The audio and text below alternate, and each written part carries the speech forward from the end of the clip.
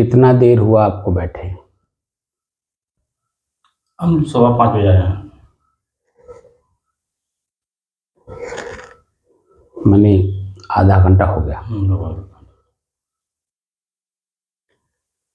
आधे घंटे में बैठने से लेकर अभी तक आपको क्या मिल रहा है?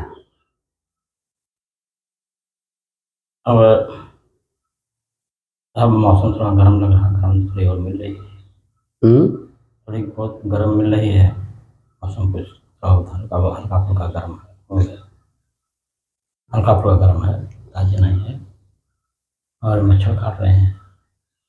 जो बोलिए थोड़ा तेज बोलिए और स्पष्ट बोलिए। गर्मी साहब थोड़ा लग रहा है, हल्का फुल्का, ज़्यादा नहीं। और मच्छर कुछ काट रहे हैं और शरीर में गर्मी महसूस हो रही है और मन में विशेष कोई उलझन नहीं है, चंचलपन है।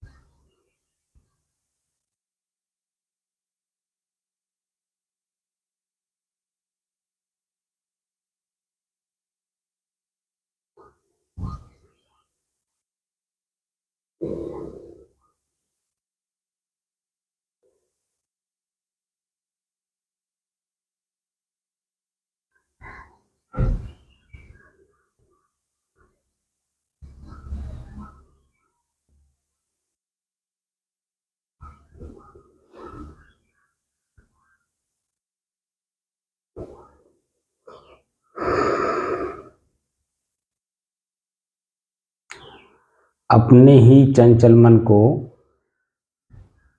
अपने ही बस में करके एकाग्रता, स्थिरता एवं स्वयं अपने आप में शांति का अनुभव करने के बाद प्रसंग चल रहा है स्वयं मैं कौन हूँ। स्वयं मैं कौन हूँ की खोज करते करते आज 918 दिन हो गए। तारीख 13 मई सन 2024, दिन सोमवार, प्रातःकाल का समय।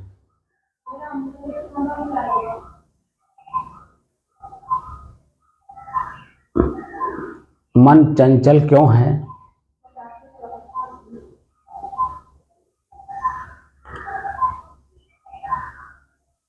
एक शब्द का प्रयोग मैं करता हूं कि मैं शुद्ध हूं। शुद्ध शब्द का प्रयोग करता हूं ना, क्यों? जी शब्द का प्रयोग करता हूं, शुद्ध हूं। जी तो शुद्ध का मतलब कि वही सिर्फ है, कुछ नहीं है, ये ना। जी शुक्र मानिया। तो मैं शुद्ध हूं तो किस तरह का हूं? शुद्ध शांत हूं, हाँ और स्थिर है ना। जी शाश्वत हूँ। शुद्ध हूं तो कैसा हूं? शांत हूं। तो शांति का क्या परिभाषा है? शुद्ध का परिभाषा तो समझ में बात आई। जी शांति का परिभाषा क्या है? शांति का परिभाषा है क्या कहते हैं? चुप रहे, शांति के बैठे, मतलब आवाज ना निकले, कुछ नहीं। इसी को कह रहे हैं ना। जी मैं शांति की बात कर रहा हूं। जी शांति का परिभाषा अपने आप में क्या है? कि मैं आवाज न निकले, शांत होकर बैठे, मन इधर उधर ना जाए, शांत रहे। शांति की परिभाषा, जो शुद्ध है वो स्वयं अपने आप में शांत है। जी उसकी परिभाषा परिभाषित करने की जरूरत ही नहीं है। शुद्ध अपने आप में अगर है तो उसमें कुछ भी नहीं दिखाई देगा। तो स्थिर भी नहीं दिखाई देगा, शांत भी नहीं दिखाई देगा। मैं क्या कह रहा हूँ? जी शुद्ध है तो शुद्ध है। शुद्ध है तो अपने आप में वो स्थिर ही है, जी और अगर वो अपने आप में है वो शाश्वत भी है, जब तक उसमें कुछ मिले न, जी तो शाश्वत है ना। जब तक उसमें कुछ मिले ना तब तक वो अपने आप में शाश्वत है कि नहीं? यानी सदैव है वो। जी शुद्ध है, अपने आप में है। जी लेकिन जब वही ज्यादा दिन रहने लगता है, अगर वो शुद्ध नहीं है तो देखिए उसमें गर्मी के कारण विकार पैदा होने लगता है, ठंडी के कारण भी विकार पैदा होने लगता है, ज्यादा दिन रहने के नाते उसमें देखो खोई पड़ने लगता है, और चीजें होने लगती, वो मिलावट होने लगता है। तो उसकी अपनी शुद्धता विकार में पैदा हो जाता है। शुद्ध रहने का कोई समय बात आप समझिए, जो बता रहा हूं पहले सुन लीजिए। जी तो वह किसमें है? प्रकृति में है। वो शुद्ध हो ही नहीं सकता, क्योंकि पांचों पांचों में मिले हुए हैं। मिट्टी में भी पांचों हैं, पानी में भी पांचों हैं, अग्नि में भी पांचों हैं, वायु में भी पांचों हैं, और आकाश में भी पांचों हैं। तो उसमें जब पांचों पांचों मिले रहेंगे एक एक में, तो उसमें कमोबेश तो होता ही रहेगा। लेकिन मैं तो सब शुद्ध हूँ, मतलब अलग तत्व हूँ, इसमें कोई मिला नहीं है। तो वही तो बात है ना। तो मेरे में पांचों मिल गए हैं, इसीलिए मैं विकारवान हूँ, मैं शुद्ध नहीं हूँ। जी जी जी तो मुझे अब एक एक करके पांचों निकाल देना है। एक साथ निकालेंगे तो निकाल ही नहीं पाएंगे आप। एक एक करके अपने आप से निकालेंगे तो सब निकल जाएंगे, और जो आपकी अपनी शुद्धता है वो बरकरार हो जाएगी। जी तो शब्द का प्रयोग हो रहा है कि मैं स्वयं शुद्ध हूं। तो शुद्ध का क्या मतलब होता है? ये जो स्मृति हो रही है कि पसीना हो रहा है, गर्मी लग रहा है, बेचैनी लग रही है, व्याकुलता छा रही है, पसीना हो रहा है, शरीर लथपथ हो रहा है, व्हाट इज द रीजन? मन का रहा है, बता रहा मन। तो मन कौन है? ख्याल है मन। मन भी तो प्रकृति ही है। जी प्रकृति है। मैं इस बात को पहले बता चुका हूं कि मन भी प्रकृति है, और अपनी चीजों को खोजता है वो। जब अपनी चीजों को नहीं पाएगा तो व्याकुल करेगा, परेशान करेगा, दुखी करेगा, पीड़ित करेगा। हमको मन को ही समझना है। मन है क्या?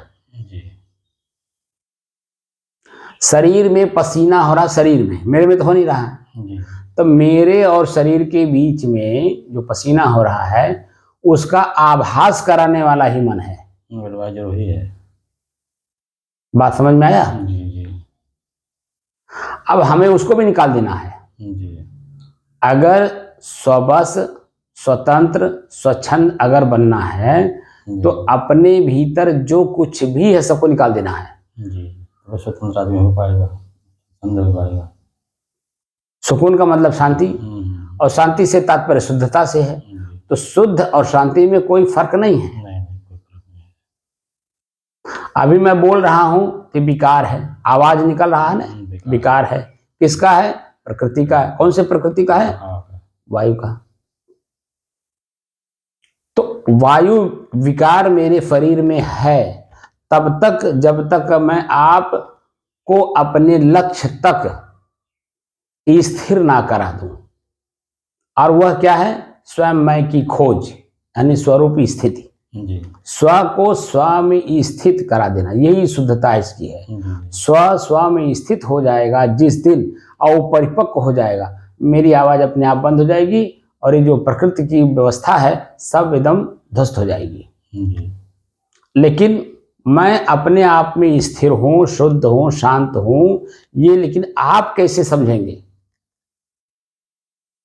मेरे अंदर में जो शुद्धता है, स्थिरता है, शांति है, वो आप कैसे समझेंगे? इसलिए तब तक नहीं समझ पाओगे जब तक मेरे बाहरी चीजों को देखोगे। मैं बोल रहा हूं, ये भी चंचलता में है, बहुत बोलते हैं, सुनते सुनते कान पाका हो जाता है, समय बर्बाद हो जाता है, तमाम बातें मन में उत्पन्न होती हैं बोलते समय। और अभी मैं शुद्ध शांत हो जाऊं तो कहेंगे मैं आया, कुछ बोले नहीं, कुछ बताए नहीं। मन आप देखिए दोनों तरफ चलता है। अभी मैं चुप हो जाऊं तो भी व्याकुल होगा, क्योंकि कोई शब्द मुंह से निकल नहीं रहा तो कान सुन नहीं रहा। और भीतर भीतर मन परेशान करेगा आपको कि देखो मैं आया, कुछ बता ही नहीं रहे हैं। और जब बोल रहा हूं, बता रहा हूं, तो कह रहा बहुत बोलते हैं। मन दोनों तरफ से चल रहा है। और जब व्यवहार में हमको आप देखेंगे तो कहेंगे तो हमसे ज्यादा चंचल हैं। भाई बर्तन हमें मांजना है, कपड़ा हमें धोना है, झाड़ू हमें लगाना है, लेटरिन हमें साफ करना है। मैं अकेले आश्रम में रहता हूं, आए गए अतिथियों के साथ बात भी करना है, उनके अनुकूल बात करना है। मैं अकेला हूं आश्रम की व्यवस्था में, तो मुझे बाहर भी जाना है, लोगों से भी मिलना है, आश्रम से संबंधित और जो काम है उसको भी करना है, ऑफिशियल भी काम करना है। तो मैं आपसे भी ज्यादा चंचल हूं, लेकिन मैं शुद्ध हूं, शांत हूं, स्थिर हूं, ये कैसे आप जानेंगे? बोलिए। मैं शुद्ध हूं, शांत हूं, स्थिर हूं, इसमें मैं ओतप्रोत माने उसी मैं वही हूं 24 घंटा। ये आप कैसे पता करेंगे कि महात्मा जी जो हमें गुरु जी हैं, जो हमें शिक्षा दे रहे हैं, वो व्यवहार में देखने में चंचल लगते हैं और हमें स्थिरता का ज्ञान करा रहे हैं, जानकारी दे रहे हैं। यहाँ तक कि उसी में हमें स्थिर करना चाहते हैं, और ये खुद ही चंचल हैं। आपका मन कभी कभी ऐसे करता भी होगा, और नहीं भी करता होगा तो भी जो एहसास कराता होगा कि हमको स्थिर करा रहे हैं और अपने चंचल हैं। नहीं साहब, ऐसी कोई बात नहीं होती है। मैं वो नहीं कह रहा हूँ, मन में बात अरे ना आपके आवे, लेकिन किसी के भी आ सकता है। मैं कहने का मतलब, लेकिन मेरे मन में आता साहब किसके आगे हमें क्या मिलेगा, आगे क्या मिलेगा। वो तो ठीक है जब आप यहाँ बैठते हैं तब ना जी। लेकिन व्यवहारिक शैली को जब आप देखेंगे हमारे, तो वहां अगर कभी आपका मन स्थिर हो गया और कहेंगे हमको इतना बड़ा ज्ञान दे रहे हैं और अपने क्या कर रहे हैं। नहीं साहब, उसमें भी कुछ मालूम नहीं होता है। मैं आपकी बात नहीं कर रहा, आपको नहीं होता है तभी तो आप बैठते हैं। लेकिन मेरे साथ जैसे अभी आप देखिए कितने लोग आए मेरे साथ, रुके, भरूच से आए। भरूच कहाँ है? गुजरात में। मध्य प्रदेश से भी लोग आए, फतेहपुर से भी आए, ठीक है, और भी बाहर से लोग आना चाहते हैं। तो जो आए हैं आकर के कोई 5 दिन रहा, 5 दिन में चला। जो वहाँ फतेहपुर वाला था वो भी 3-4 दिन में भाग गया। जब मैं उसे कहा कि ये वासना निवृत्ति का मार्ग है, ठीक है, और अगर आप शादी करना चाहते हो तो ये आपके लिए नहीं है, ये तो उनके लिए है जो सदैव के लिए मुक्त होना चाहते हैं, दुख से छुटकारा पाना चाहते हैं। जो दुख आज आपको लग रहा है, ये दुख कल ना रह जाए, इसके लिए वो साधना है। वो जैसे सुना कि ये वासना निवृत्ति का है, वो मुझसे कहा, मैंने जैसे सुबह मैं बैठा और यहाँ से गया, वो भोजन भी नहीं किया और कहा गुरुजी मुझे तो शादी करनी है। तो मैं कहा बेटा जब तुम्हें शादी करनी है तो तुम जा सकते हो, ये तुम्हारे लिए नहीं है। वो भोजन भी नहीं किया और एक ही घंटा में अपना कपड़ा बांधा और चल दिया। और वो जो मध्य प्रदेश से लड़का आया था साधु के रूप में, ये जो फतेहपुर वाला था तो बेचारा साधु नहीं था, लेकिन जो मध्य प्रदेश से आया था लड़का, उसको आपने देखा होगा कि वो मेरे बात का बतंगड़ बनाने लगा। जो मैं बोल रहा हूं वह चीजों को वो सुनता नहीं था, अपने चीजों से मिलान नहीं करता था, और अपने को कैसे उस चीज से बचना है, कैसे दूर होना है, वो सब नहीं सीख रहा है। जो मैं बोल रहा हूं उसका बतंगड़ बना रहा है। और तो और जो मैं वीडियो बनाता हूं, वीडियो भी नहीं बनाने दे रहा था। बात समझ रहे हैं? तो ऐसी स्थिति में चंचल मन, आप बता दीजिए मेरे इतने ऊंचे ज्ञान को वो क्या समझ पाएगा व्यवहार में? आप तो स्थिर हो, आपके अंदर में जिज्ञासा है, ये तो आप दिखाई दे रहा, सबको दिखाई दे रहा है, क्योंकि शुरू से लेके अब तक आप ही दिखाई दे रहा और कोई नहीं दिखाई दे रहा है। तो इसका मतलब है कि आपके अंदर में जिज्ञासा है तब तो आ रहे हैं, स्थिरता है इसमें तब तो आप आ रहे हैं, इसमें ललक है आपके मन के अंदर में, मुमुक्षुता भाव है, इसको दिखा, मुमुक्षुता भाव तो नहीं कह सकते, लेकिन ललक है जानने की। समझ रहे हैं? तो जो जानना चाहता है उसी को तो कुछ मिलता है, जो जानना ही नहीं चाहेगा उसको मिलेगा क्या? तो जो मैं बोल रहा हूं ये बहुत ऊंची चीजें बोल रहा हूं, और मैं जहां पर बैठा हूं वहां से डोर फेंक करके आप लोगों को पकड़ा रहा हूं। और डोर मेरा क्या है, रस्सी क्या है, मेरी आवाज। मैं अपनी आवाज को डोर के रूप में, रस्सी के रूप में फेंकता हूं, ताकि कोई भी तो पकड़ करके बाहर निकले। भाई कुआं में सभी लोग गिरे हुए हैं, वासना रूपी कुआं में सब गिरे हुए हैं। अब मैं वासना रूपी कुआं से बाहर हूं, तो शब्द रूपी डोर फेंकता हूं, देखता हूं कि कौन उस कुएं में से निकलना चाहता है, व्याकुल कौन है उसमें से निकलने के लिए। तो मैं शब्द रूपी डोर फेंकता हूं। अब शब्द रूपी डोर जो मजबूती के साथ पकड़ेगा वही तो बाहर निकलेगा। बोलिए जी।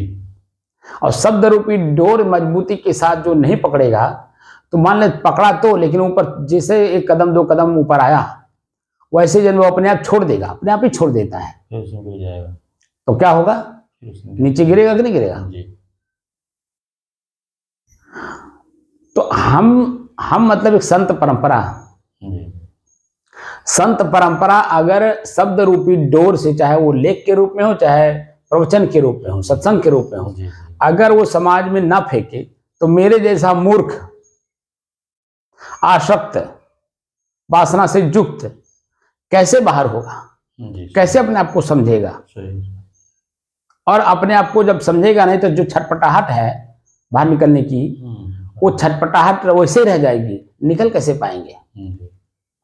तो संतों ने, ऋषियों ने, मुनियों ने हम लोगों के ऊपर कृपा किए हैं, और छोटा मोटा कृपा नहीं किए हैं, इतनी बड़ी कृपा किए हैं, उतनी बड़ी संसार में कृपा किसी के पास है ही नहीं है।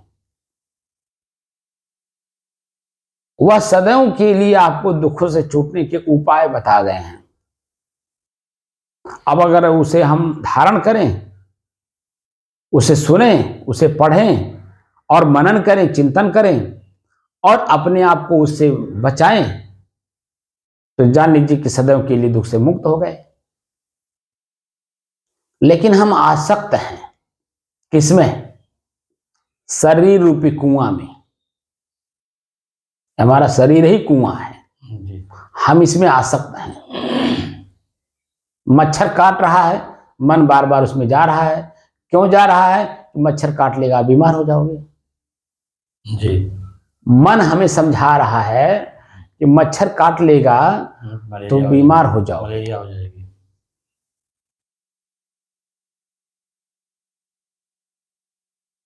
अब जैसे ही मन हमको समझाया, हम मान लिए और मान करके तुरंत मच्छर को मारने लगे, या उठ के यहाँ से जाने लगे, या मच्छर को मारने का कोई उपाय करने लगे। तो हम खुद शरीर में आसक्त हैं, और शरीर में आसक्त होने के कारण हम उसकी गहराई में नहीं जा पा रहे हैं। तो वो जो मच्छर हमारे शरीर पे बैठ रहा है, ठीक है, वह भी एक जीव है, उड़ रहा है ना जी। तो उड़ रहा है मतलब क्या है, वो चल रहा है, जीव है, मतलब जीव है, साफ साफ दिख रहा है। और वह जीव जो है उसका और हमारा लेन देन है पहले का, जीव का लेन देन है।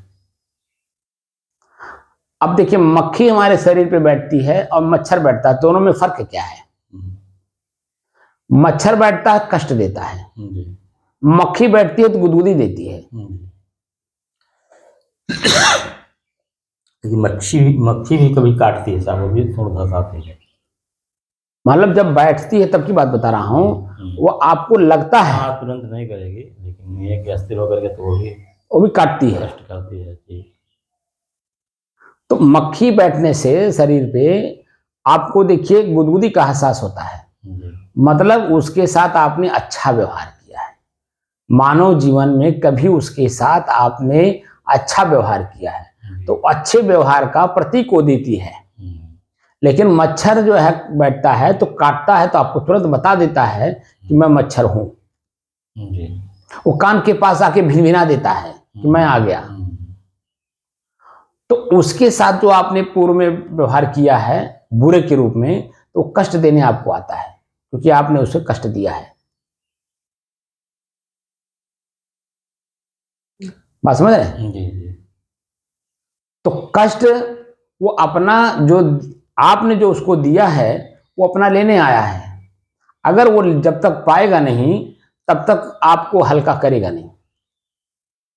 अब आप देखिए, एक निचले स्तर पे जाइए जिसके पास बिस्तर नहीं है, ठीक है, पैसे लेटा हुआ है सड़क पे यानी फुटपाथ पे, वहां से लेकर के और एक महल में सोए हुए व्यक्ति तक आप जरा यात्रा करिए।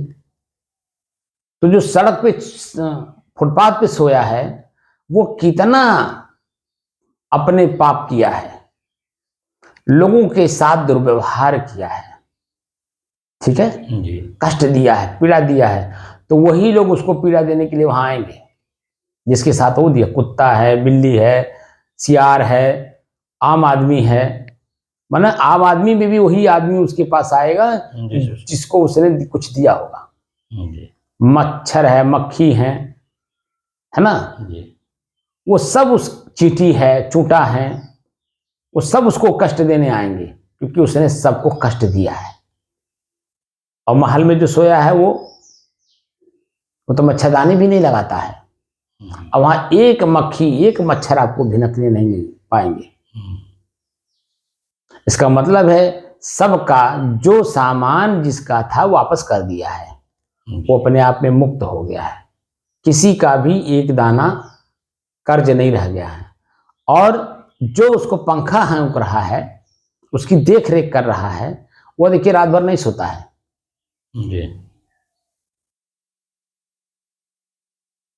अब तो खैर इलेक्ट्रिक फैन है, पहले तो जब हाथ वाला फैन होता था। आपने देखा होगा कि राजा महाराजा जो महल में सोते थे, उनके जो सेवक होते थे, वह सेवक उनको रात भर पंखा हाँकते थे, हाँकते थे। आपने देखा होगा? नहीं देखा भी होगा तो पुराने समय में आपने पढ़ा भी होगा, सुना भी होगा। जब राजाओं का राज्य हुआ करता था उस समय की बात है ये। हाँ, बड़ा वाला पंखा होता था नारकुल का। अब तो आपने अफसरों को भी देखा होगा, जो अंग्रेज अफसर हुआ करते थे, उनके पीछे जन हौंकने वाले हुआ करते थे, बड़ा बड़ा पंखा लेकर के। मेरी 4 महीने के लिए ड्यूटी लगती थी साहब, पंखा चलाए, पंखा कुली का एक पद होता था, पंखा कुली। आखिर था ना जी, हर कोर्टों में जो है कपड़ा का लपेट करके, कपड़ा लंबा करके और पीछे बैठ के खींचते थे उसी को। तो मतलब लगता था मजिस्ट्रेट एक पर्दा मजिस्ट्रेट के पास रहता था, एक दूसरा जहाँ वकील वकील खड़ा होते हैं वकील वहाँ रहता था। दोनों हिलते थे, दोनों हवा आता जाता था। तो वो गेट पर वो बैठ करके खींचता था वो। तो अब आप देखें कि वो सेवादार जो है वो उनका कर्जा खा रखा है, तो इसलिए वो सेवा में लगा है। और जो सेवा लेने वाले हैं वो सबका सबसे कर्जा मुक्त है, यानी फुटपाथ से लेकर के वहां ऊपर पहुंचे हैं। एक एक जन्म ले ले करके अनेकों लोगों का कष्ट, जो कष्ट दिए हैं उनको वापस करते करते करते करते करते माने वापस लेते लेते वह उस जगह पे पहुंचे हैं। वर्तमान में ही वो दिखता है, लेकिन हमारी वृत्ति वहां पहुंचती नहीं है, क्योंकि हम शरीर में आसक्त हैं। और जब शरीर में आसक्त हैं तो मन शरीर से ऊपर उठता ही नहीं। शरीर की आसक्ति त्याग किए बिना मन ऊपर उठता ही नहीं है, अन्य चीजों पे चिंतन मनन करता ही नहीं है। चिंता जरूर करेगा, चिंतन और मनन नहीं करेगा, तो शरीर में बाधा रहेगा, शरीर में ही बाधा रहेगा। इसीलिए मैंने आपको दिखाया, आपको बताया हूं, आज 917 दिन में शुरुआती दौर में मन शरीर से आसक्ति त्याग करने की भाषा बोल चुका हूं मैं। और अगर उसको प्रैक्टिकल किए होते तो इससे वास्तव में घृणा होता, लेकिन आपने कहा, जैसे मैं जब कहता हूं तो प्रैक्टिकल करने के लिए कहता हूं, आपने कहा तो दिखाई देता है, मैं चुप हो गया। लेकिन आप खुद भी आप क्या जानते हैं क्या नहीं जानते हैं वो बात अलग थी। अगर मैं जो बताया उसको करते गए होते तो वो जो करने के बाद जो आपको मिलता ना, वो मेरी बात जैसे शब्द उस पर जाता, आपको पूरा का पूरा फोकस आ जाता। जैसे तसला ले लीजिए, हमारे शरीर में जो कुछ भी है उसे तसले में निकाल के रखिए। आंख से कीचड़, नाक से पोंटा या गंदगी जो भी है अंदर में काला काला खूंट टाइप का हो जाता है, कान से खूंट, मुंह से खखार, बाल, चमड़ी, खून, पीप, मांस, टट्टी, पेशाब, मैंने और भी जो हमें याद ना आता हो सबको निकाल करके बाहर रखिए और अपनी आंख से सिर्फ उसे देखिए। ऐसी आंख से उसे एक एक करके निकालिए और स्वयं उसको देखते जाइए इसी आंख से। इसी शरीर से उस समय में वो घृणा होगा कि मैं क्या बताऊं। हमारे गुरु जी ने इस पॉइंट पे हमको एक दिन आश्रम से गांव की दूरी कम से कम 1 किलोमीटर की थी, ठीक है।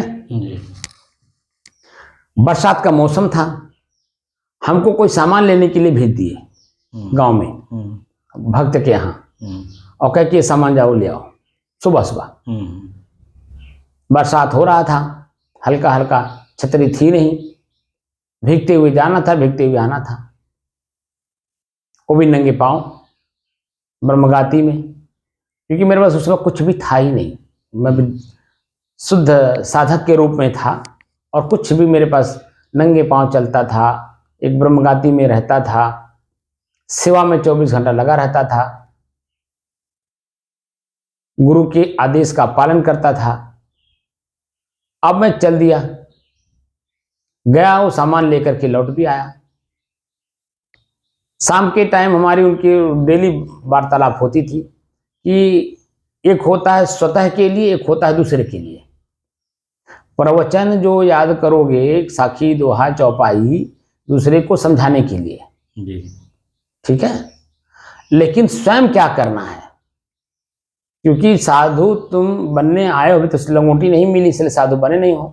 जिस दिन लंगोटी मिल जाएगी उस दिन का तुम मर जाओगे, उसके बाद भी प्रारब्धानुसार शरीर में रहना पड़ेगा। तो शरीर में रहते रहते आपको करना क्या है, समाज में भी रहना है, शरीर में भी रहना, प्रकृति में भी रहना है, लेकिन आपको अपना निजी काम क्या है, वो क्या करना है, उसके बारे में हमें 1 घंटा शाम को स्वयं हमें समझाते थे कि आपका ये काम है। तो उसी दौरान, उसी सिस्टम में जो हमें सामान लेने के लिए भेजे थे सुबह, शाम के टाइम हमसे पूछ रहे हैं, जब हम लोग आपस में बैठे चर्चा करने के लिए, कि सुबह जब मैं कुछ लेने के लिए भेजा तो कुछ समझ में बात आई? मैं कहा गुरुजी मेरे तो कुछ समझ में बात नहीं आई, यही समझ में आया कि भीगते हुए गया, भीगते हुए आया, नंगे पांव गया। बचा बचा के गया हूं ताकि मैं फिसल के गिरूं नहीं, क्योंकि खड़ंजा या पक्की है नहीं, कच्चा सड़क है, गड्ढा गुड्ढा है, पानी भरा है, कहीं फिसलन है, कहीं कुछ है। तो बचा बचा के गया हूं, यही समझ में आया, कुछ तो समझ में नहीं आया। तो गुरुजी हमें बताते हैं कि रास्ते में जब तुम गए, गांव के पास जब पहुंचे होंगे, तो वहां बच्चे टट्टी किए होंगे कि नहीं? मैंने कहा हाँ किए थे। तो देखने में कैसा लगा? मैं कहा गुरुजी बड़ा घृणा लगा, क्योंकि टट्टी करके पानी उसी पे गिर रहा था और देखने में बड़ा घृणा लग रहा था। बचा बचा के किसी तरह से गया हूं।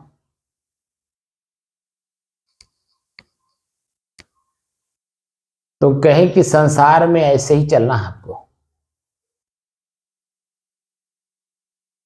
अब आप बताइए, संसार, एक ही शब्द दिए हो कि संसार में, माने आज से लेके मरने के पहले तक आपको इसी तरह से चलना है, बचा बचा कर। अब आप बता दीजिए कि उसको चिंतन करना है जी। तो चिंतन करने के लिए पुनः हमें बार बार उसी चीज को देखना पड़ा। क्यों? गुरु जी एक वाक्य दिए, क्योंकि ज्यादा बोलते नहीं थे, मैं जैसा बोलता हूं ना ज्यादा, वो बिल्कुल नहीं बोलते थे। बस 1 घंटा तक जो समझाने लायक बात होती थी और रुक रुक करके आराम से बोलते थे। आप बताइए, एक शब्द खाली हमें दिए, जैसे मैंने कहा, उन्होंने कहा कि बच्चे टट्टी किए होंगे सड़क पे। मैं कहा हाँ गुरुजी किए थे। तो कैसा लगा? प्रश्न यही किए। मैंने कहा घृणा लगा, बच बच करके चला मैं कि कहीं उस पे टट्टी पे पैर ना पड़ जाए। क्यों? क्योंकि फंसी हो जाएगा, फोड़ा हो जाएगा। बात समझ रहे हैं? बचा बचा के चला हूं, क्योंकि आप देखेंगे कि गांव के, जहां कहीं भी आप देखिए, गांव के सड़क के किनारे आपको ज्यादातर जन्म लैट्रिन करते हुए बच्चे मिलेंगे। सड़क पे आपको लैट्रिन ही लैट्रिन दिखाई देगा। तो वहां आप कैसे चलते हैं? नाक पर कपड़ा रख करके और आंख से देखकर बचा बचा करके, सावधानी पूर्वक, कहीं मेरे शरीर में लग ना जाए, कहीं मेरा पैर उस पर पड़ ना जाए, कहीं मैं उस पर फिसल के गिर ना पड़ूं। तरह तरह की बातें हैं ना, हर चीज जो है उस पर कितनी सावधानी बरतनी होती है उस पॉइंट पे, और वो भी बारिश के समय। वो तो और देखने में घृणा लगता है। सूखे समय में तो उतना घृणा नहीं लगता जितना बरसात के समय में बिल्कुल बिजबिजाना रहता है, पूरा बिजबिजाया रहता है। आप समझ रहे हैं जी। ऐसी स्थिति में ही आपको आजीवन चलना है। यानी हर काम को करते हुए, बचते हुए आपको चलना है। बचने का क्या परिणाम आएगा कि जब आप अपने मंजिल पे पहुंचते हो बच बच करके, जैसे मान लीजिए आश्रम से लेकर के भक्त के घर, अब भक्त के घर से लेकर के आश्रम तक, तो बीच में जो हमें मिला, मंजिल में पहुंचा तो बातें भूल गई कि नहीं? वो तो घृणा उस पॉइंट पे था जहां पर वो लेटरिन थी और वहां मैं हूं, उस जगह पे। लेकिन जैसे उसे मैं क्रॉस कर गया तो उसे बार बार याद करना, यही मूर्खता का लक्षण है। उसे बार बार याद करना और मन को घृणित करना, मन में पीड़ा लेना, मन को पीड़ित करना, ये मूर्खता का लक्षण है। जिस पॉइंट पे आप थे, आप समझिए मैं क्या कहना चाहता हूं, जिस पॉइंट पे थे वहां आपका काम है सतर्कता से, सावधानी से बच करके निकल जाना। हमारी बात को जरा गहराई से समझिए। और जब निकल गए तो उसको स्मृत करना, ये मूर्खों का लक्षण है, आम आदमी का लक्षण है। क्योंकि वो जब वहां पहुंचता है तो बार बार उसी का जिक्र करता है। क्या बताऊं, आपके गांव में बड़ी गंदगी है, पूरे गांव की गंदगी बता देगा, जो कि सड़क पे एक जगह मिला है, और वो शब्द का क्या प्रयोग कर रहा है कि पूरे गांव में है। अब आप बता दीजिए कि वो शब्द का क्या प्रयोग कर रहा है, उसे मालूम है कि मैं क्या शब्द का प्रयोग कर रहा हूं? पूरे गांव में पूरे गांव में तो घूमा नहीं वो। गांव में पूरे आदमी आते हैं साहब ना, एक आदमी थोड़ा हो जाता है। आप हमारी बात को समझिए नहीं, मैं किस पॉइंट पर हूं, वहां का पूरा गांव नहीं ना है। मैं जहां पर हूं वो पूरे भले ही पूरे गांव के लोग आके टट्टी करके गए, मैं नहीं कहा मैं वहां अकेला हूँ, मैं वहां अकेला हूं, वो जगह फिक्स है जी। तो पूरे गांव का मतलब क्या हो गया कि एक एक कदम हर जगह मिलेगा जी। आप थोड़ा आप भी जो बोल दिए हैं बिना समझे, एक एक कदम पर पूरे गांव में जब चलिए आप पूरे हर जगह आपको हर कदम पर आपको जब टट्टी मिले तब न माना जाएगा कि पूरे गांव में है। आधे जब पहुंच जाएंगे तो कहाँ मिलेगा तब। जैसे एक कदम आप आगे बढ़े पूरे गांव में तो सफाई ही सफाई है, वहां गंदगी है ही नहीं, लेकिन शब्द मुंह से क्या निकल रहा है पूरे गांव में, तो दोषी कौन है? दोषी हमें है, बोलने वाला ही है कि नहीं है जी। आप इतना कह सकते थे एक शब्द में कि क्या बताऊं, रास्ते में आते समय बच्चे बड़ा टट्टी कर रखे हैं, बड़ा अच्छा नहीं लगा। अगर कोई गांव का मुखिया हो तो भाई वहां बैठने ना दे तो अच्छा है, भाई कोई समझदार व्यक्ति हो बच्चों को थोड़ा डांट दे, लेकिन कोई डांटने वाला नहीं क्योंकि वो भी वहीं बैठता है, उसको डांटेगा जी। कौन, किसको डांटेगा?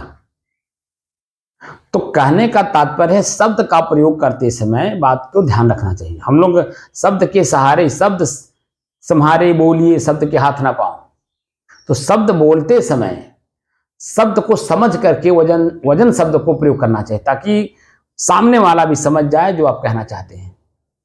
लेकिन जब आप बोलते हैं तो उसी में वो भी समझ जाता कि ये कितने हल्के हैं। पूरे गांव का मतलब क्या है, जहां आप जिसके पास गए वो भी तो उसी गांव का हिस्सा है जी। जिस व्यक्ति से आप कह रहे हो वो भी तो उसी गांव का है जी। बोलिए, तो हल्के में आपको ले लेगा कि नहीं ले लेगा? जी। तो यहां अपने शरीर से हमें बच के चलना है क्योंकि मैं शुद्ध हूं और शांत हूं। ये जो मक्खी है, मच्छर है, पसीना है, ये हमें चंचल कर रहे हैं, इनसे ही बच के चलना है। बात समझ रहे हैं? जी। ये शरीर की आसक्ति है, मन इसमें आसक्त है, किसमें? अपने शरीर में। शरीर को ही मैं मान लिया है, जो कि मैं शरीर हूं नहीं। शरीर मेरा है तो मेरा है तो मतलब क्या, मेरे से अलग है, तो अलग है तो किसका है? पंच प्रकृति का है, माटी पानी आग हवा आकाश का है। शरीर मैं तो हूं नहीं, क्यों? जी। शरीर मेरा है, अब मेरा का मतलब मेरे से अलग है, अलग है तो किसका है? पंच प्रकृति का है। हम उससे उधार ले रखे हैं, कर्जा ले रखे हैं, और कर्जा लौटाना भी है। अगर आप इस शरीर के साथ दुर्व्यवहार करोगे तो यही मरने के पहले आपको इतना पीड़ा देगा, इतना पीड़ा देगा जो समझ नहीं पाओगे आप, क्योंकि इस शरीर के साथ आसक्त हो आप और इसके साथ आप दुर्व्यवहार कर रहे हो।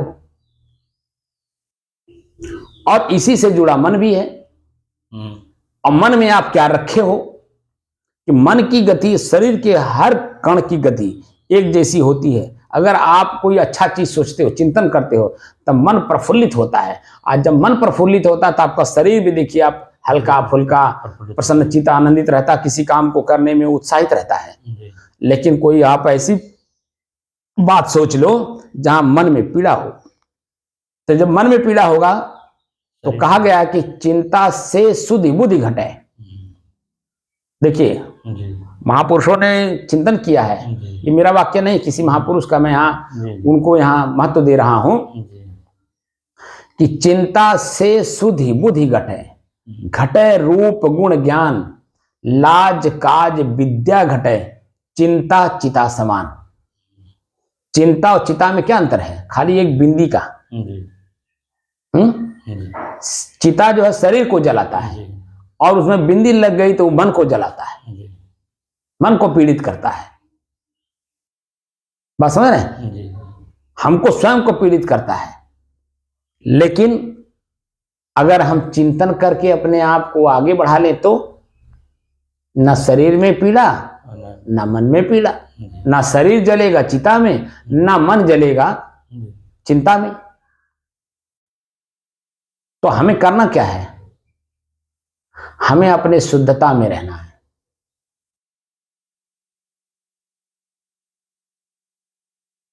शरीर की स्थिति को जानिए कि इसमें क्या भरा पड़ा है, और शरीर को जैसे ही मक्खी मच्छर कुछ भी काटे, ठीक है, कुछ भी हमारे शरीर पे बैठे, हमको पता ही नहीं चलेगा कि मैं अपनी शुद्धता में आ जाऊं। आज मतलब नहीं रहेगा शरीर से तो कौन बातें रहेगी। अब आप देखिए, जब तक अपना समझ रहा हूं तब तक दिक्कत हो रही है। परसों शाम को गर्मी के कारण कितनी व्याकुलता थी, कितना बेचैन थे हम, ठीक है।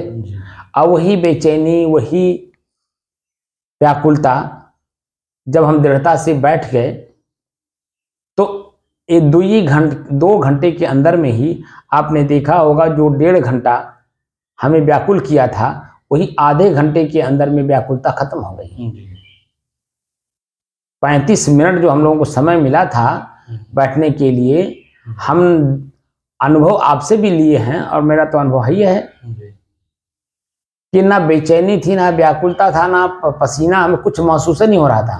मक्खी मच्छर कुछ भी महसूस नहीं हो रहा था, खाली मालूम हो रहा था हमारे शरीर के ऊपर बैठा है बस। उस दिन और कल में कितना फर्क आ गया, ना बेचैनी था, ना व्याकुलता थी, खाली पसीना महसूस हो रहा था। अब परसों वाले में तो श्वास में भी दिक्कत हो रही थी, श्वास लेने में, हवा अंदर खींचने में, क्योंकि हवा में गर्मी है जी।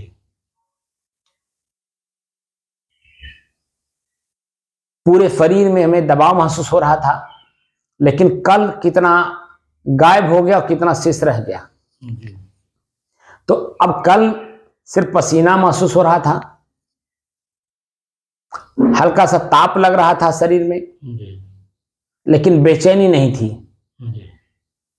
व्याकुलता नहीं था। और आज कितना कम हुआ, कल के 50 ज्यादा कम हो गया। तब कम हुआ कि नहीं हुआ? बहुत कम हुआ कल की अपेक्षा से। कल की अपेक्षा से, परसों की अपेक्षा से ज्यादा कम हो गया। कम हुआ कि नहीं हुआ? ऐसे बस जो हम पहले से आदत सुख का बना रखे हैं, अब सुख और दुख दोनों में सम रहने की हम अभ्यास कर रहे हैं। मेन चीज अब आदत है, हम जिसको जितना आदत बनावे सही है, आदत सही। अब समझ में आया ना? और आदत ही दुख का कारण है। चाहे सुख का आदत बना लीजिए तो भी दुख का कारण है, और दुख का कारण है तो दुख का कारण है ही। लेकिन क्या मैं दोनों हूं? नहीं। बोलिए। हाँ, न दुख है न सुख है सब, लेकिन मैं तो दोनों नहीं हूं। दुख सुख पैदा कर लेते हैं अपने आप, हम मान करके पैदा कर लेते हैं कि पंखा चल रहा है, बड़ा आनंद आ रहा है जी। पंखा नहीं चला है तो व्याकुलता छाई हुई, बड़ा दुख हो रहा है। तो माना किसने? मेरे साथ जुड़ा हुआ जो मेरा मन है उसने मान रखा है जी। अब वो हमें आके बताता है कि मैं बड़ा बेचैन हूं, बड़ा बेचैन हूं।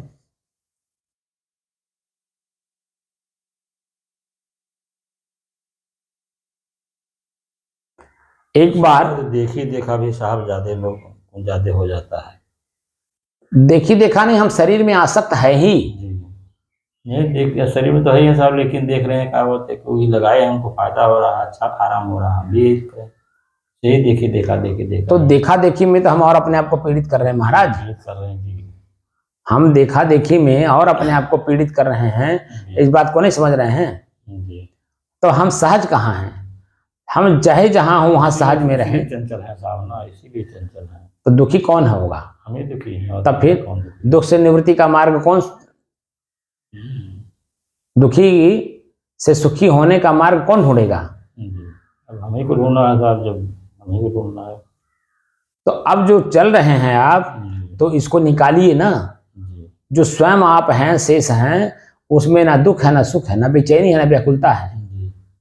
अब शरीर ही से अलग है साहब तो सब ठीक है। तो शरीर में रहते रहते हम शरीर से अलग हो जाएं, शरीर छोड़ने के बाद तो हम अलग होंगे ही, लेकिन शरीर में रहते रहते हमें महसूस ना हो।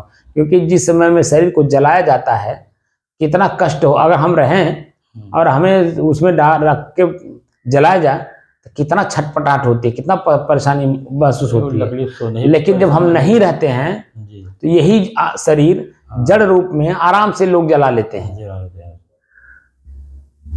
तो हमें अपने शरीर में रहते रहते ही शरीर से हमें अलग हो जाना है। तो हमें मच्छर, हमारे शरीर में मच्छर बैठे या मक्खी बैठे या सांप काटे, मुर्दा तो चाहे जो हो साहब, जब मुर्दा हो गया तो चाहे जो उस पर हो कोई तो हमको मुर्दा ही बनना है, शरीर में रहते रहते मुर्दा जैसा हो जाना है। यानी जितनी भी आसक्ति है सभी आसक्तियों से हमें अपने आप को निकाल लेना है, बाहर कर लेना है, अनासक्त हो जाना है। और अनासक्त होने का तरीका है, और तरीके का प्रयोग करेंगे तो अनासक्त हो पाएंगे। अगर तरीके का उपयोग नहीं करेंगे तो इसमें आसक्ति रह जाएगी। वो कहने मात्र से कुछ नहीं होता है, वो तो मन कहवा देता है तत्काल में, लेकिन भीतर में उसे लिए बैठा है कि मैं शरीर हूं, राम लखन दास हूं, मैं यही हूं, मान के बैठा हूं, जो कि मैं शरीर नहीं हूं। राम लखन दास नहीं, मेरे नाम जैसे कितने लोग होंगे। एक ही गांव में एक ही नाम के 2-2 लोग, 3-3 लोग होते हैं, होते ही नहीं होते हैं। तो आप बता दीजिए क्या वो है? अगर वही होता तो एक के बजाय दूसरा कैसे आ जाता? इसका मतलब वो है नहीं, इसीलिए दूसरा, तीसरा, चौथा, पांचवा भी आ जाता है। क्योंकि मैं तो अनाम हूं, मेरे में कोई नाम ही नहीं, शब्द ही नहीं प्रयोग कर सकता वहां पे। मैं शुद्ध का मतलब वहां प्रकृति का कोई भी चीज नहीं, इसीलिए तत्वदर्शी शब्द आता है। हम स्वयं एक तत्व हैं, और अपने तत्व में हम अगर स्थिर हैं तो अन्य तत्वों को भी हम जान लेंगे। लेकिन हम अपने तत्व में स्थिर नहीं हैं, इसलिए अन्य तत्वों को ही मैं अपने आप को मान ले रखा। जैसे 5 मित्र हों, तो 6वां मित्र हो गया। नहीं, 5 मित्र हों व्यवहार में से, 5 मित्र हों, और जब तक घर से पैसा सबको मिल रहा है, आ करके सब में खर्चा कर रहे हैं, तब तक तो सभी 5 मित्र हैं। लेकिन किसी दिन उसी मित्रों में से एक मित्र के पास पैसा घर से नहीं मिला, वो खर्चा नहीं कर पाया, और उसको उस दिन उसी को खर्चा करना था, और उसके पास पैसा नहीं है, तो उस दिन की स्थिति उसकी कैसी बनती है? यानी जो 4 और मित्र हैं उसको कोसते हैं, परेशान करते हैं, दुखी करते हैं, उसको उस दिन अपने आप का एहसास होता है, यार पैसा न होने के नाते ये हमारे अपने ही मित्र, हमारे नहीं है, क्योंकि मैं खर्च नहीं कर पाया। ऐसा अनुभव होता है कि नहीं होता है? ये जो मैं व्यवहार में बोला हूं गलत बोला हो? सही है, बिल्कुल सही बात। परिवार में आप हो, आप जब तक खुद खर्चा कर रहे हो तब तक वो परिवार आपके हैं। आप खर्च करना बंद कर दीजिए। अभी देखिए आपके पास आमदनी, जिस परिवार के सदस्य के पास आमदनी नहीं है उसकी दशा देखिए, और वही अपने को मानिए कि मेरे पास जब आमदनी ना होता तो मेरा कैसा दशा होता। ये जो सदस्य हमको आज बाबू, भैया, काका, दादा प्रेम से कह के हाथ जोड़े खड़े हैं, यही मेरे पास आय का स्रोत ना होता तो क्या हमारे साथ करते? जो इसके साथ कर रहे हैं इसके पास कुछ नहीं है, इसके साथ जो व्यवहार हो रहा है वही व्यवहार मेरे साथ होता। लेकिन हम खुद इस बात को ध्यान दिए कि मेरे पास पैसा होगा तभी मेरी सेवा होगी। अगर पैसा नहीं होगा, धन नहीं होगा, जमीन नहीं होगा, सोना नहीं होगा, ये नहीं होगा, वो नहीं होगा, तो मेरा कोई सेवा करने वाला नहीं रहेगा। तो आपने समय रहते मेहनत किया, मजदूरी किया, पैसे को कमाया, कमा करके कुछ थोड़ा थोड़ा बचा करके उसको सेव रखे हैं, तो आप उस पैसे की वजह से आपकी सेवा हो रही है। आप मतलब 60 साल की अवस्था तक नौकरी ना किए होते तो पेंशन आपको मिलता नहीं मिलता सर, और वो पेंशन ही आपका सेवा करा रहा है। वही सेवा करा रहा है, सत्य है। अभी पेंशन आप उनको देना बंद कर दीजिए, दूसरे जगह कहीं लगा दीजिए। अभी देखिए 2-3 महीना न दीजिए, अभी देखिए। अरे वो साहब जुगाड़ करके सब ले लेते हैं, समस्या बता करके सब उसको। वो तो आप एक्टिव हैं फिर भी जो समस्या बता के ले लेते हैं। जिनका शरीर काम नहीं करता है, आंख नहीं काम करता है, हमने तो अपने आंखों से देखा है कि बैंक में एक जो कैशियर है वो उन्हीं को पैसा देता जिनका है, लेकिन वहीं पास में ही उसी काउंटर पे ही जो उनके साथ जाता, चाहे बेटा हो चाहे नाती हो, चाहे बहू हो चाहे बेटी हो, उनके हाथ का वो उधर पाते नहीं है कि इधर नीचे से निकालने लेते हैं, वो काउंटर पे ही। और जो कि कैशियर उन्हीं के हाथ में देता है। भाई अब आप उसके बाद आप क्या करिए मुझे नहीं मालूम, लेकिन मेरा कर्तव्य, क्योंकि आप सरकार ने आपको देने के लिए कहा है, तो मेरा कर्तव्य है कि मैं आपके हाथ में दे दूं। आप वहां से धीरे से देखिए, वहीं वो उधर पकड़ते हैं और इधर उनके साथ वाले ले लेते हैं काउंटर पे ही। आपका तो फिर भी घर पे आकर के लोग लेते होंगे, समस्या बता के लेते हो, क्योंकि आप समझदार हैं, थोड़ा एक्टिव हैं। तो कहने का मतलब है कि ये संसार ही ऐसा दुखालय है। हाँ, दुखालय तो है साहब, अनुभव तो ही है साहब। तो हर जगह जब दुख देखेंगे तो अपने आप को बचाएंगे, बात समझ रहे हैं? तो इसलिए अपने आप को बचाइए, अपनी शुद्धता को बचाइए। इसमें जो मिलावट है उसको, मिलावट को निकालने का प्रयास करिए। तो ये जो पसीना है, मच्छर है, व्याकुलता है, बेचैनी है, अकुलाहट है, ये सब क्या मिलावट है? ये मेरे में कुछ नहीं है, मैं तो शुद्ध हूं, शांत हूं और स्थिर हूं और सदैव रहने वाला हूं। अरे भाई, मैं व्याकुलता जो छा रही इसके पहले भी था, अब अभी व्याकुलता जो वर्तमान में दिख रहा है, अभी 1 घंटे बाद यहाँ बैठे नहीं रहेंगे तो ये भी नहीं रहेगा। तो साहब जब तक मैं शरीर में तो शरीर को ढोना है साहब, फिर तो तब भारी लगना चाहिए ना, आज से ही भारी लगना चाहिए। भारी तो है साहब, लेकिन अब उससे नहीं तो उम्र के हिसाब से भारी हुआ, काम उसके बिना नहीं चल पा रहा। आप समझे नहीं? आप हम जो साधना सिखा रहे हैं मोक्ष वाला सिखा रहे हैं, हाँ। और आप जो अभी वही पिछली पीढ़ी पे जा रहे हो, तो दोनों में फर्क हो जा रहा है। शरीर जवानी में ही भारी लगनी चाहिए, तो बीत गया। जवानी में भारी नहीं लगा तो अधेड़ में भारी लगना चाहिए, अधेड़ में नहीं लगा तो इस समय तो भारी लगना चाहिए। और अभी भी आपका मन उसी में है, वो जवानी जैसा, अभी वही परिवार के लिए अब जी मर रहे हैं, तो शरीर में आ सकता है, इसीलिए उनमें भी आ सकता है। शरीर से घृणा हुए बिना ये कहिए कि किसी भी सदस्य से आप अपने को बचा के चलें, नहीं चल पाएंगे। और न चलने के कारण ही आपका मन उसमें आसक्त किया, अपने शरीर में आ सकता है तो उस परिवार में आसक्त रहेंगे।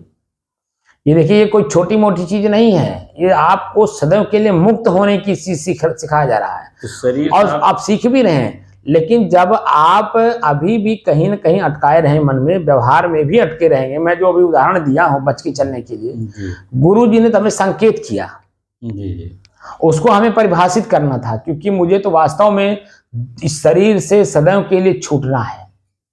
और हम वास्तव में जिज्ञासु हैं, जिज्ञासु ही नहीं मुमुक्षु भी हैं। हम इस बात को आपसे कह नहीं सकते हम कितने मुमुक्षु हैं, हमारी भाषा से ही आपको लगनी चाहिए। जी जी सर, बिल्कुल सही।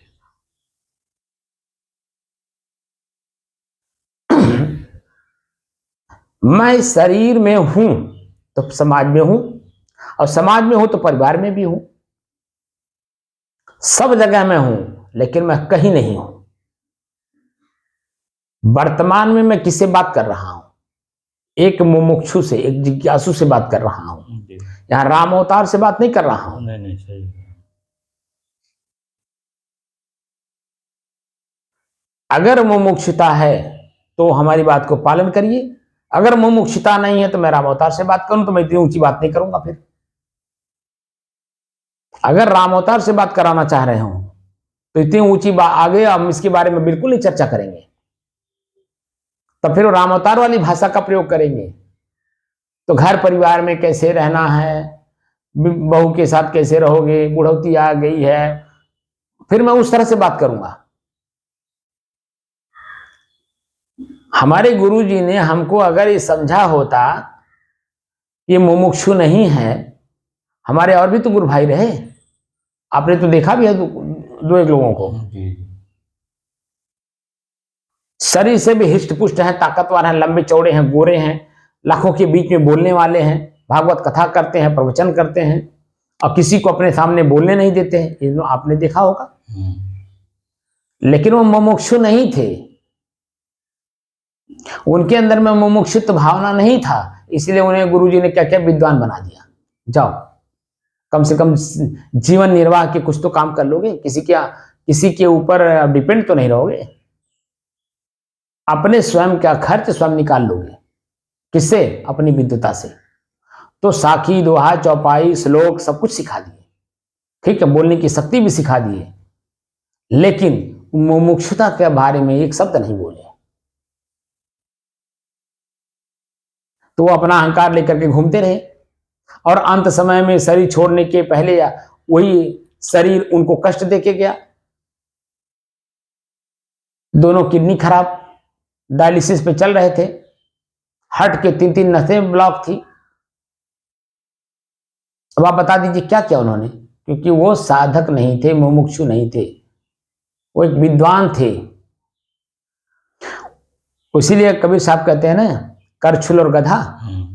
मैं कई बार जिक्र कर चुका हूं, बताया। तो करछुल किसी भी भोजन में जाता उसका स्वाद नहीं जानता। ऐसे हम लोग जो श्लोक दोहा चौपाई बोलते हैं उसका भाव नहीं जानते हैं, क्योंकि मैं उसमें स्थित नहीं हूं। वो तो खाली रट लिया हूं दूसरे को सुनाने के लिए, आपको सुनाने के लिए। लेकिन मैं यहाँ जो मुमुक्षुता की भाषा सिखा रहा हूँ, इसमें मैं वही श्लोक वही चौपाई वहां उस समय बोलता हूँ जो वहां फिट बैठ रहा है। जो हमारे महापुरुष जो मैं आज अनुभव कर रहा हूँ वो हमसे कई लाख पहले कर चुके हैं, मैंने कई वर्ष पहले कर चुके हैं। अब कई वर्ष में 1000 भी हो सकता है, लाख भी हो सकता है। तो हमारे ऋषि महर्षि पहले से ही उसका रिसर्च कर चुके हैं, उसका अनुभव कर चुके हैं। वो तो मैं मूर्ख था, उस समय में नहीं उनके पास जा पाया, नहीं सीख पाया, नहीं कर पाया। लेकिन वो सुनी सुनाई बात मेरे भीतर थी, मैं कुछ पॉइंट चला था, तब आज वो बातें मेरे समझ में बात आ रही है। और मैं खुद भी उस चीज का अनुभव करके तब मैं आप लोगों को कुछ बता रहा हूं। मैं कोई प्रवचन नहीं कर रहा हूं कि हमें ये लिखा है, हमें ये लिखा है, हमें वो लिखा, फला नहीं कहा था, फला नहीं कहा था। मैं स्वयं कह रहा हूं, इसलिए कि ऋषि परंपरा से बिलोंग करता हूं। प्रज्ञा वाली बात करते हैं। स्वयं की प्रज्ञा नहीं जागृत होगी तो बोलने का क्या मतलब है, आप बताओ। तो आज मैं अपने संत समाज में मैं स्थिर हूं, क्यों? क्योंकि संत समाज की जो वाणी है वो मुझे प्रिय है, वो स्पष्ट दिख रहा है, इसलिए मैं स्थिर हूं। अगर मैं उसे स्पष्ट ना देखा होता तो मैं भी वही कर्म करता जो हमारे संत समाज में जो और भी हो रहा है। मुझे भी कार चाहिए, मुझे भी एसी चाहिए, मुझे भी पंखा चाहिए, मुझे भी गर्मी लगती है, मुझे भी अपमान लगता है। मैं भी आसक्त हूं आश्रम में, मैं भी आसक्त हूं अपने भक्तों में। लेकिन मुमुक्षु भाव आने पे कहीं भी, जब आप अपने शरीर में आसक्त नहीं रहेंगे तो आप बता दीजिए किसी चीज में आसक्त कैसे रहेंगे? जी सही है साहब। क्योंकि वो लोग वही लोग आपसे जुड़ेंगे जो पूर्व का दिया हुआ व्यक्ति है, वो अपना लेने के लिए आया है। जिसको आप दिए हैं उससे आपको लेना है, और जिससे आप लिए हैं उसको आपको देना है। इसीलिए तो जन्म धरा गया है साहब पे। नहीं तो जन्म मरण का मतलब यही होता है, जो लिए हो दे दो और जो दिए हो ले लो। अब बस वही खाते रहो, जीते रहो, मरते रहो, खाते रहो, जीते रहो, मरते रहो, क्या फर्क पड़ता है? वही खत्म करना है। तो आज जो है हमें प्रारब्ध पे डिपेंड होना पड़ेगा। प्रारब्ध एकदम बिल्कुल स्थिर हो जाइए, हमें कोई कर्म नहीं करना है। कर्म करके ही तो हम आगे पीछे हो रहे हैं, दाएं बाएं हो रहे हैं। हम जब चलेंगे ही नहीं, जब एक जगह स्थिर हो जाएंगे, पैर हमारा एक कदम भी आगे पीछे नहीं होगा, तो मैं जहां रहूंगा वहीं स्थिर हो जाऊंगा कि नहीं? ये तो होना ही पड़ेगा। तो कर्म होगा ही नहीं तो हम आगे पीछे होंगे नहीं। मजबूरी तो है नहीं, मजबूरी नहीं, ये तो स्वेच्छा से अगर मुक्त होना चाहते हैं तो उसके लिए है। नहीं जैसे साहब, अगर हमारा हाथ पैर बिल्कुल गुंज हो गया तो अब तो बैठवे करेंगे, ये बात कर रहे हैं ना। वो तो प्रकृति की बात है ना। वो तो फिर आपका ये है कि जो धन संपत्ति कमाए हैं, जो लेगा तो उसका कर्तव्य बनता है कि सेवा करके ले।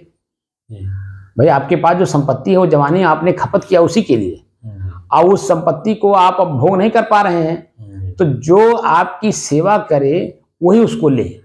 और जो बिना सेवा किए लेता है वो समाज का भी दोषी होता है, प्रकृति का भी दोषी होता है, और अपने आप का तो दोषी है ही है वो, क्योंकि बिना किए किसी का ले रहा है। तो आप किसी को भी आप देख लीजिए, बिना सेवा किए जो संपत्ति को लेता है वो उसका उपभोग कर ही नहीं पाता है, कहीं कर पाता है।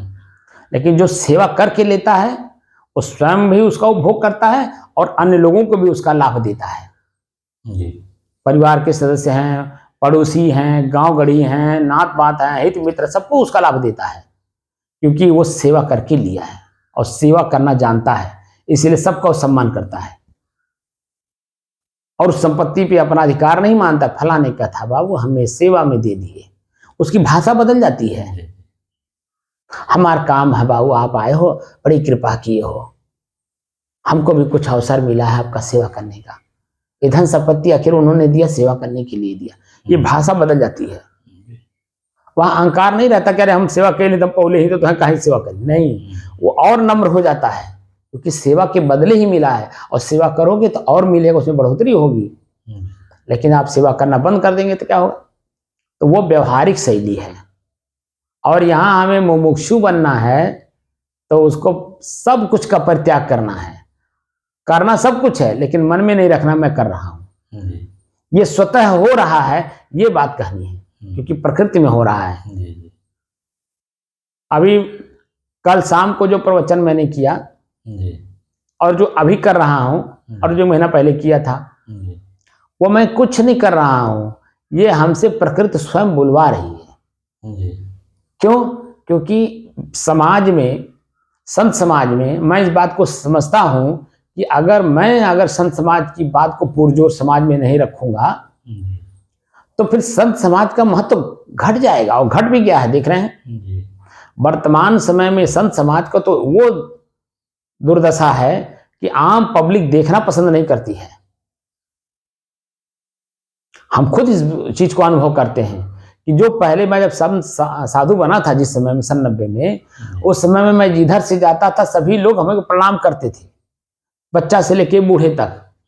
आज स्थिति है कि लोग आशा करते हैं कि हमें को प्रणाम करेंगे, और हम भी चतुर हैं, हम जब इस बात को जान रहे हैं तो हम पहले साहेब बंदगी कर लेते हैं।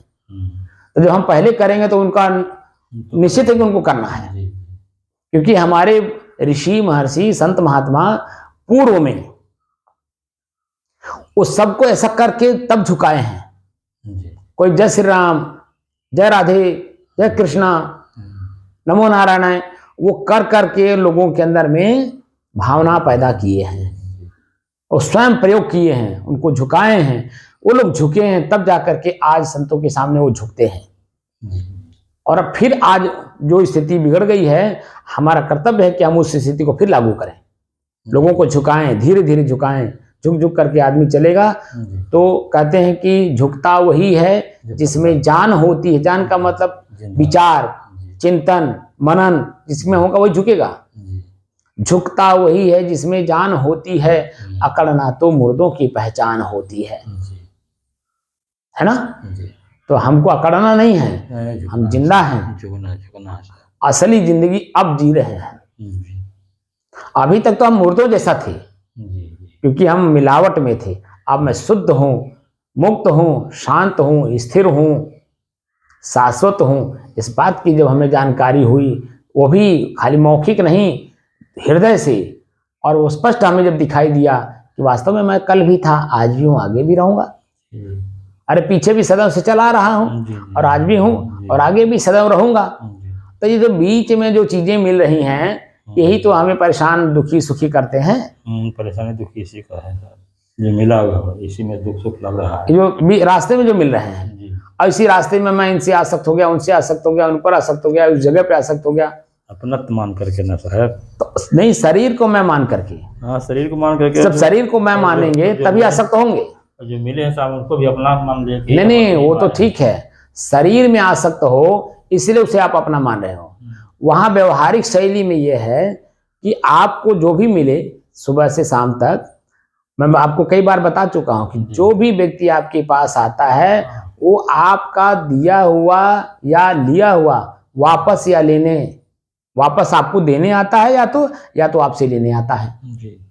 तो अगर आपकी बुद्धि, दिल, दिमाग काम करती है, स्थिर हैं, तो स्थिति परिस्थिति को समझेंगे, और उस व्यक्ति के साथ, चाहे वो बच्चा हो, जवान हो, बूढ़ा हो, स्त्री हो, पुरुष हो, बहू हो, बेटी हो, पत्नी हो, माँ हो, कोई भी हो, उसके साथ आप वैसे व्यवहार कर देंगे जो उसका है, तो वो अपने में खुश हो जाएगी, आपका रास्ता छोड़ देगी, आपके रास्ते में बाधक नहीं बनेगी कि साधना मत करो, सत्संग मत करो, चिंतन मत करो, स्वाध्याय मत करो, यहाँ मत जाओ, वहां मत जाओ, कोई नहीं। जो आपको करना आप करिए, क्योंकि उसका अपना सामान जो चाहना था वो मिल गया, अपना अपने रास्ते, आप अपने रास्ते।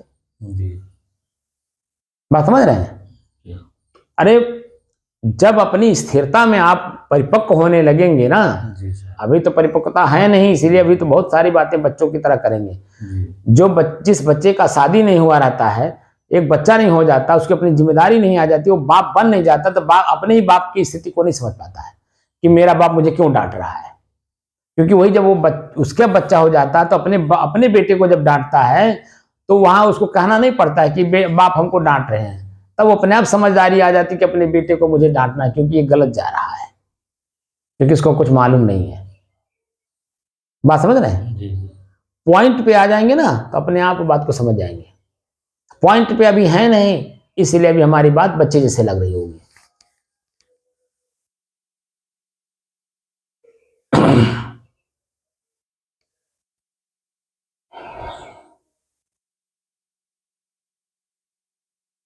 अब मैं अपनी आवाज को बंद कर रहा हूं।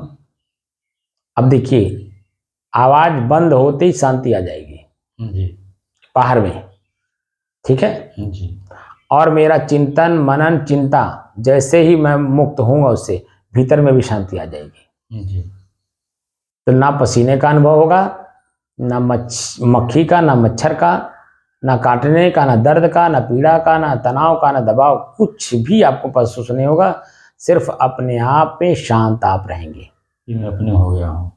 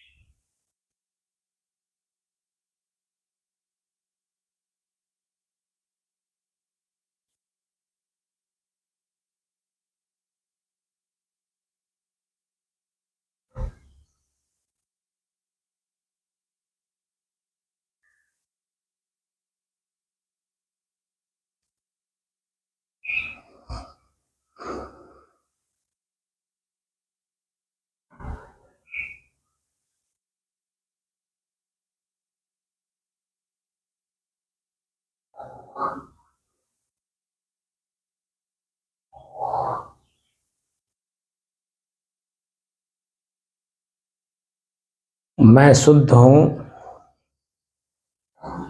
आभास हुआ।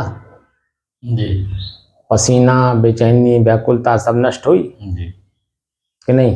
जी क्या महसूस हो रहा था अभी? बिल्कुल शांत महसूस हो रहा था।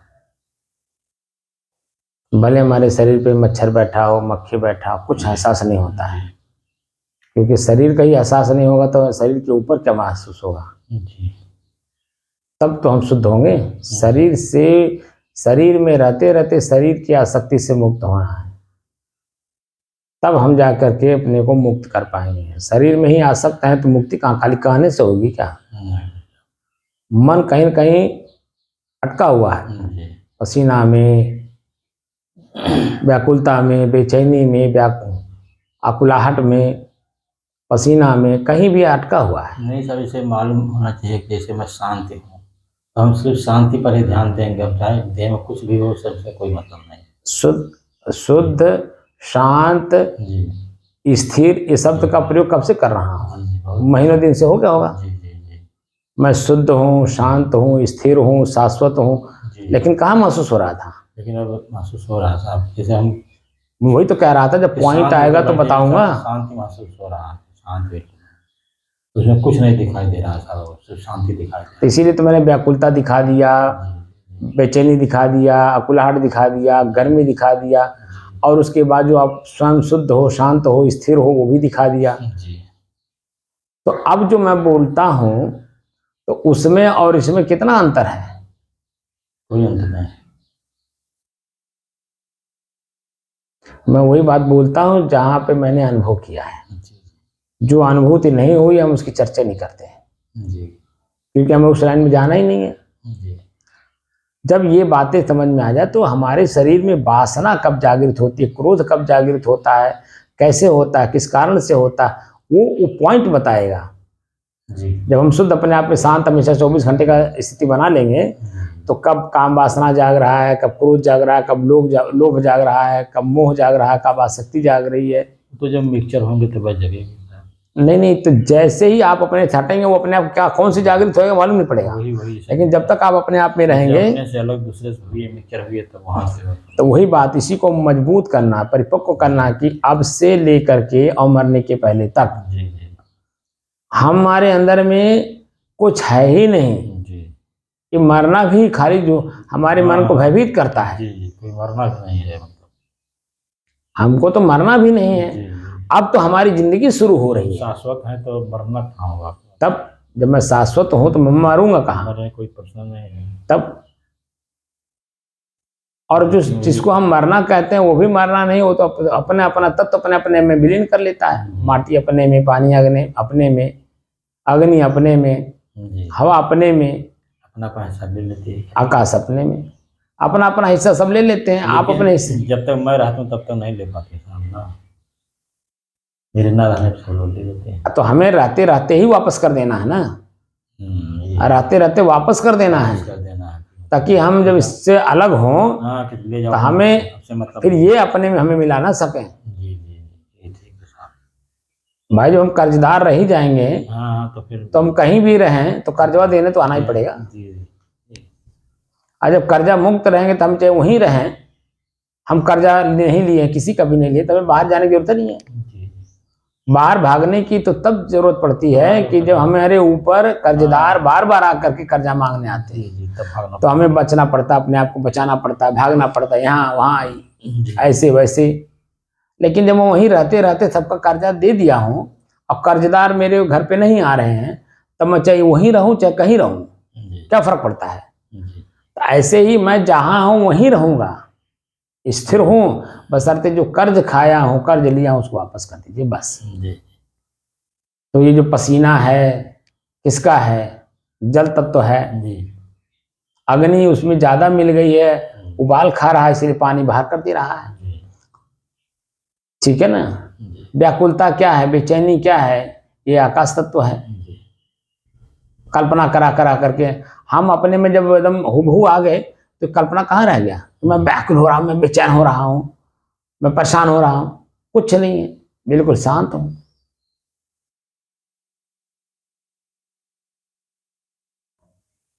अपनी ही चीज में आप जब स्थित हो जाएंगे ना, फिर तो पूछना ही क्या। उसी का मैं अभ्यास करा रहा हूँ, इसी को मुमुक्षु बोलते हैं। जी। और मुमुक्षुत्व भाव जब तक आएगा नहीं, ये कहिए कि हम लाख कोशिश कर लें मोक्ष हो जाए, संभव नहीं है, क्योंकि वो अंदर कुछ न कुछ है। कबीर साहब ने गलत नहीं कहा कि सिद्ध हुए तो क्या हुए, चौदिस फूटी बास, अंदर वाके बीज है फिर जामन की आस। तब वासना रूपी बीज हमने सदैव के लिए खत्म किया ही नहीं, तो वो तो अंदर है ही है, वो तो जब चाहेगा तब पटक देगा, जहाँ चाहेगा वहां पटक देगा, क्योंकि मैं उसी के अधीन हूँ। और जब मैं उसके अधीन हूँ, वो हमारे अधीन हो ही नहीं पाया। तब आप बता दीजिए, जिसके अधीन आप रहोगे तो नौकरे बन के रहना पड़ेगा ना। वो कब कौन कसा काम कहाँ फरमा देगा, क्या करा देगा, कहाँ भेज देगा, कुछ नहीं पता। वो ये थोड़ी देखेगा कि बहुत भयंकर गर्मी है, हमको गर्मी लग रहा है तो इसको भी गर्मी लग रहा होगा। वो कुछ नहीं देखता है। वो तो ये समझता है मेरा नौकर, इसको तो काम लो जितना ले पाऊं। ऐसे वो आपको अपना नौकर बना लिया है, आप उसे अपना नौकर नहीं बना पाए, वो आप ही को अपना नौकर बना लिया। कौन? वासना।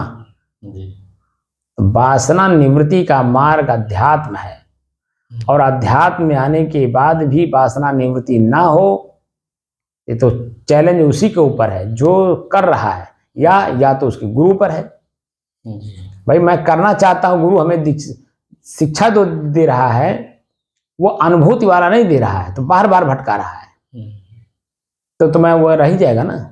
लेकिन अगर वो भीतर से दे रहा है और मैं भीतर से ले रहा हूं, तो हो जाएगा। तो पक्का है कि गुरु शिष्य का संबंध एक हो जाएगा।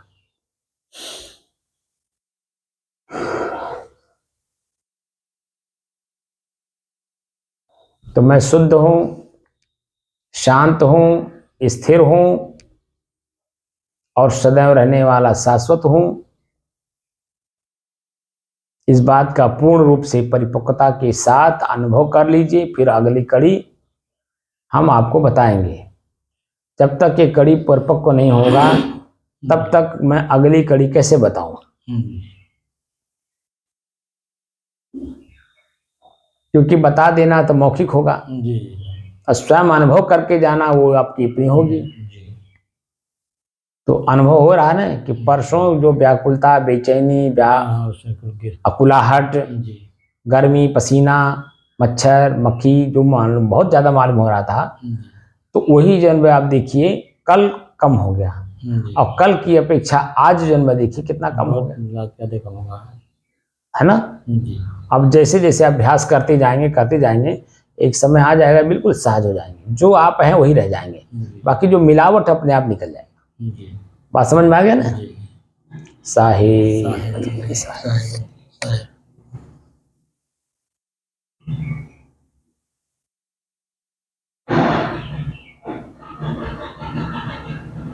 बंद कर दीजिए।